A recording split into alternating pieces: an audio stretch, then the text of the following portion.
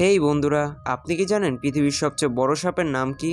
আরে ভাই, আমি জানি তো পৃথিবীর সবচেয়ে বড় সাপের নাম হচ্ছে অ্যানাকোন্ডা। আপনিও যদি ভেবে থাকেন পৃথিবীর সবচেয়ে বড় সাপের নাম অ্যানাকোন্ডা, তাহলে আপনি সম্পূর্ণই ভুল। কারণ পৃথিবীর সবচেয়ে বড় সাপের নাম হচ্ছে টাইটানোবোয়া।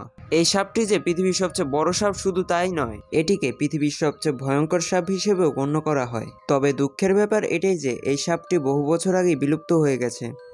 যদিও ব্যাপারটা দুঃখের না, কিন্তু যাই হোক, এই সাপটি যদি এখনো বেঁচে থাকতো বা সাপটির বিলুপ্ত না ঘটতো, তাহলে কিরকম পরিবর্তন দেখা যেত আমাদের এই সমাজে। এরা থাকার ফলে কি মানুষেরাও বেঁচে থাকতে পারতো, নাকি পুরো মানব সভ্যতাই ধ্বংস হয়ে যেত? এই প্রশ্নগুলোর উত্তর জানতে হলে ভিডিওটি সম্পূর্ণ দেখুন। ভিডিওটি লাস্ট পর্যন্ত দেখুন, অবশ্যই আপনি অবাক হতে বাধ্য হবেন। তো চলুন শুরু করা যাক। টাইটানোবোয়া এই ভয়ানক ও বিশাল সাপটি আজ থেকে প্রায় 58 বছর আগে পৃথিবীতে বাস করত। বিজ্ঞানীদের মতে প্রায় 10 মিলিয়ন বছর পর্যন্ত এই সাপটিই ছিল পৃথিবীর সবচেয়ে বড় জীবের মধ্যে একটি, যার দৈর্ঘ্য ছিল 45 ফুট। আর এই সাপটির ওজন 1 টনেরও বেশি ছিল, যেটার মাধ্যমে আপনি বুঝতেই পারছেন সাপটা কতটাই বড় ছিল। এখনকার সবচেয়ে বড় সাপগুলো এই দানব আকৃতির সাপটির প্রায় অর্ধেকের সমান ছিল। এই সাপগুলো মাটিতে এবং পানিতে দোনো জায়গায় থাকতো। এই সাপগুলো কিছুটা অ্যানাকোন্ডার মতোই ছিল। প্রথমে তার শিকারকে পেঁচিয়ে চাপ দিয়ে মেরে ফেলতো, দেন তার শিকারকে গিলে খেয়ে ফেলতো। টাইটানোবোয়া যখন তার শিকারকে শিকার করার জন্য পেঁচিয়ে ফেলতো, তখন এটি 28 কেজি পার সেন্টিমিটার স্কোয়ার প্রেসার চাপ দিত, যার মাধ্যমে খুব সহজেই বুঝতে পারছেন টাইটানোবোয়া কতটা ভয়ানক ছিল। যদি এই দৈত্যাকার প্রাণীটি আজও বেঁচে থাকতো, তাহলে কি আমরা শান্তিভাবে বসবাস করতে পারতাম, নাকি আমাদের শান্তির ঘুম কেড়ে নিত এই দৈত্যাকার প্রাণীটি? টাইটানোবোয়া জীবটি যদি আজও বেঁচে থাকতো, তাহলে এগুলোকে কলম্বিয়া, ব্রাজিল, ভেনেজুয়েলা এইসব দেশেই পাওয়া যেত।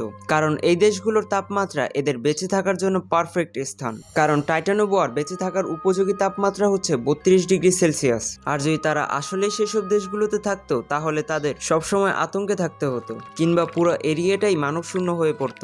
কারণ এরকম দৈত্যাকার আকৃতির সাপ যেখানে আছে, সেখানে কোনো সাধারণ মানুষ থাকবে না। যদিও এই প্রাণীটির কাছে আমরা ছোট একটা জীব, তাই আমাদের খাওয়ায় তার সেরকম ইন্টারেস্ট থাকতো না। কারণ আমাদের মতো ছোট ছোট প্রাণীদের দিয়ে তার তো পেট ভরবে না। যদিও তখন মানুষ এদেরকে মারার জন্য পিছু লেগে পড়তো, কারণ এদের চামড়া, দাঁত এবং অনেক কিছুই আমরা বিভিন্ন কাজে লাগাতে পারবো। ঠিক এই কারণেই তারা আমাদের উপরে আক্রমণ করতে আরো বাধ্য হবে। এত বিশাল আকৃতির সাপ থাকার কারণে জঙ্গলেও কিছুটা পরিবর্তন হতো। এখন যেরকম আমরা বনের রাজা সিংহ বলি, তখন আর সেটা বলতে পারতাম না, কারণ সবগুলো প্রাণী টাইটানোবোয়াকেই ভয় পেত। আর এটির কারণে বহু জীবজন্তু বিলুপ্ত হয়ে যেত। এটির কারণে সমুদ্রের ভয়ানক প্রাণী যেমন হোয়েল, শার্কের মতো ভয়ানক প্রাণীগুলোর বিলুপ্ত হয়ে যাওয়ার চান্স ছিল। পৃথিবীর সবচেয়ে বড় এবং দীর্ঘস্থায়ী জঙ্গল হচ্ছে আমেরিকার অ্যামাজন জঙ্গল। আর আমরা জানি বিজ্ঞানীরা আজও এই জঙ্গলটি সম্পূর্ণভাবে গবেষণা করতে পারেনি, কিন্তু যতটুকুই গবেষণা করেছে ততটুকুই অবাক হয়েছে। কারণ এই জঙ্গলে রয়েছে অনেক রহস্য এবং অনেক রহস্যময় জীব। তাই আমরা এর মাধ্যমে একটা কথা বুঝতে পারি, এখানে টাইটানোবোয়া থাকতে পারে। কারণ অ্যামাজন জঙ্গলের মতো এত বড় এবং ঘন জঙ্গলে হতে পারে টাইটানোবোয়ার বাসস্থান। এখন আপনি হয়তো ভাবছেন টাইটানোবোয়া এত বড় একটা জীব, তাহলে তো আমরা এটা স্যাটেলাইটের মাধ্যমে দেখতেই পারতাম। তবে আমার মনে হয় জলবায়ুর পরিবর্তনের কারণে টাইটানোবোয়ার আকার, আকৃতি এবং স্বভাবের কিছুটা পরিবর্তন ঘটেছে। যেহেতু আমরা অ্যামাজন জঙ্গলটাকে ভালোভাবে ডিসকভার করতে পারিনি, তাহলে আমরা এর ব্যাপারে ভালোভাবে শিওর হয়ে কিছুই বলতে পারছি না। তবে আপনার কি মনে হয় টাইটানোবোয়া কি আজও জীবিত আছে? সেটা অবশ্যই কমেন্ট বক্সে জানিয়ে দিবেন। তার সাথেও আপনারা এটা জানিয়ে দিবেন পরবর্তীতে আপনারা কোন টপিকসের উপর ভিডিও চান। তো আজকের জন্য বিদায় নিচ্ছি, দেখা হবে অন্য কোনো এক ভিডিওতে।